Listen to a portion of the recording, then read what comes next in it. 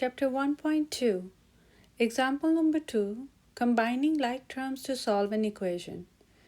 To solve example number 2 for the x value, you're going to combine 8x minus 6x and then apply the inverse operation to remove this 25 from this side to this side. So first step is to solve is write the equation. So rewrite the equation 8x minus 6x minus 25 equals negative 35. Combine like terms. So what I see here, I see that 8x and 6x are like terms. So when you combine them, you just apply the adding or subtracting rule. 8x minus 6x is 2x.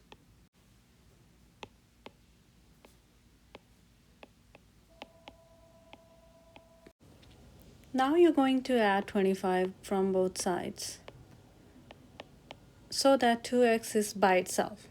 So then 2x will be equals negative 10. Then you're going to isolate the variable completely. It means that you're going to remove the 2. 2 times x equals negative 10.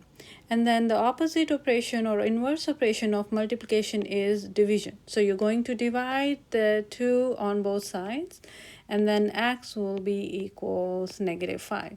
And that's your right answer.